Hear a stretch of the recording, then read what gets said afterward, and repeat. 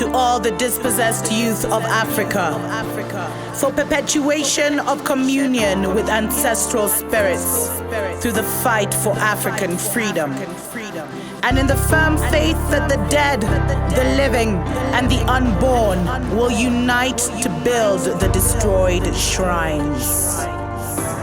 Selah. Hello and welcome, beloveds, to another episode of Wake Up Africa. My name is Dr. Mumbi. How you doing? How's everything going? I really do pray that you are well in all your ways and that you're moving into living life truly on your own terms and conditions. Like for real, beloveds, because there's so much, there's certain, now it's narratives that are being sold. Before we used to look at the CNNs of this world and hope to get some, some truth, because they used to present themselves as this neutral news agency that was just bringing the, tragic news from the dark continent, Africa. But now, as we have, in the age of Aquarius, as people's eyes have just begun to open wide, which is not even what it's about. Like, that's just the first season where the truth is totally exposed. But once the truth of this world is exposed, then other truths of ancient times come to the surface, which have real power, which have real, magic. I just want to call it magic because people feel this excitement when I say magic. Maybe miracles, things that have not been seen and heard. That's what's waiting to come. That's the truth that's waiting. We're fighting these petty truths of Babylon right now. And one of the things that we're seeing is Babylon will take credit for everything. If you give back, well, they'll take credit for anything you give them credit for real. And if a lot of people with what's been happening in Tonga, an event that's totally unprecedented, beloved, and I wanted to say it's like it's begun. This is it, beloveds. Like, if you've been waiting for a sign so that you could now even move faster or move into position, you should take this as the very first sign. By the end of 2022, so much will have changed, beloveds. Who knows if, this platform and many other platforms will still be here, if the electric grid will be up. I mean, here in Kenya, we had like a national blackout. And there were all kinds of theories of why it happened, sabotage, blah, blah, blah. But then when I look at what's happening, Sri Lanka then announced, all the other side of the world, that they were going to have rolling blackouts. That's been happening in the divided states with the crazy weather. The world has forever changed, beloveds. But what we saw in Tonga with the underwater earthquake, that was reverberated across the world. And just the fact that, they're telling you right straight up, how does a volcanic eruption, it was a 5.8 magnitude, that's pretty strong. Tsunami advisories were issued across the world, really praying. We have some friends who live in New Zealand on some of the islands there, praying that they are safe. But beloveds, it was felt across the world. If the world is round, how exactly does that happen? Just think. The waves, the shock, the reverberation caused tsunamis, or was supposed to cause tsunamis, but by the time they hit, they just, the water went a bit crazy, but it didn't go too far. But how does that ripple effect happen when in a circle, beloveds? Let's stop being logical here. Could it be that we're in a dome and this whole thing is flat, and that's why, a volcano that went off in, close to the coast of New Zealand was heard in Alaska?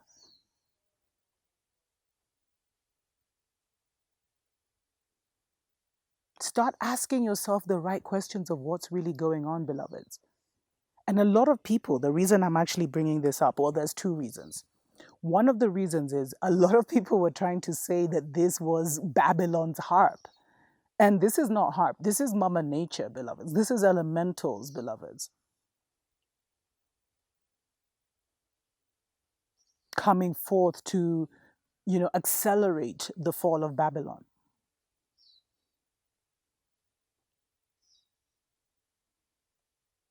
And if you don't get my code for Babylon, please don't send me long emails of what Babylon was and ancient Babylon. We speak in code here. But beloveds, a lot of people were trying to say that was a man-made thing. It was not. There's no way. These people haven't even gone to, they haven't even reached is it the bottom of the sea? This was not them, which should tell you that something has begun. Wake up, sit up and pay attention, beloveds.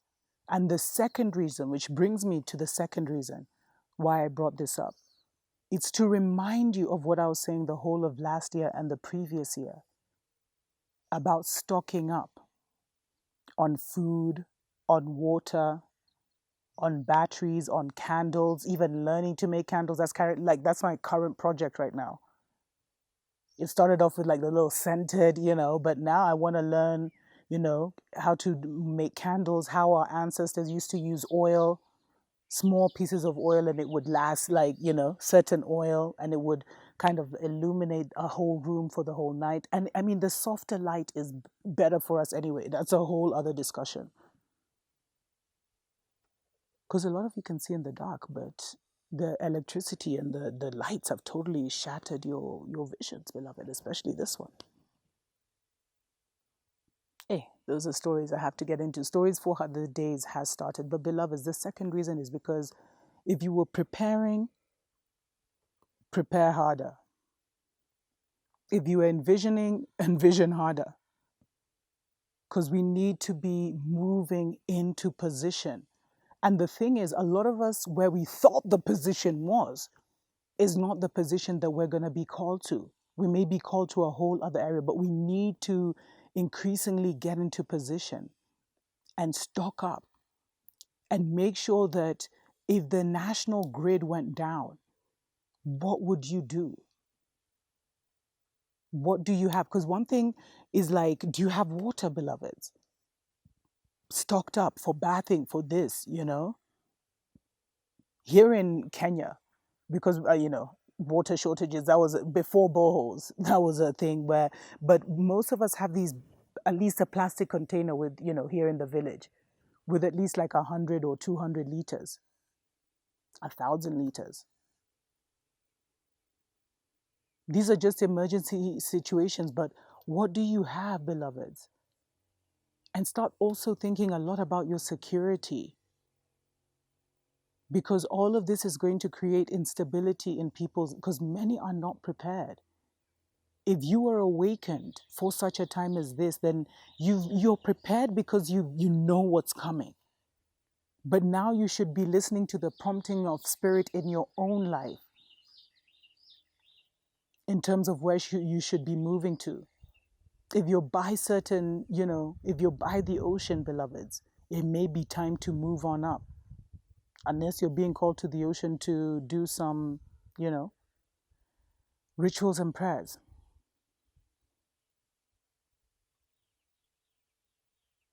But wherever you are, start honoring nature. Start honoring the nature around you.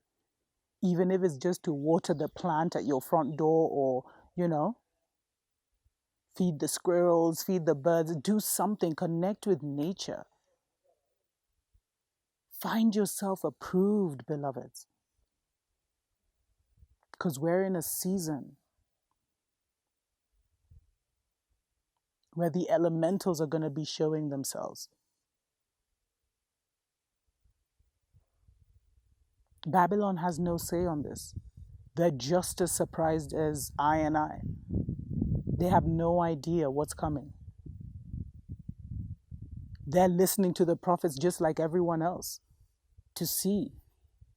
But I really believe that the Most High and the ancient ones and the ancestors who are orchestrating all of this behind the scenes only want us to see so much. That's why you have to be so connected. Because in a twinkle of an eye, everything can change. I've been seeing a lot of videos about, get out of New York. Beloveds, if you're in New York, you may want to take that seriously. There's so many films that show New York underwater. And right now, it's like the great cleansing. So Heed spirit. Until next time. Tuko pamoja.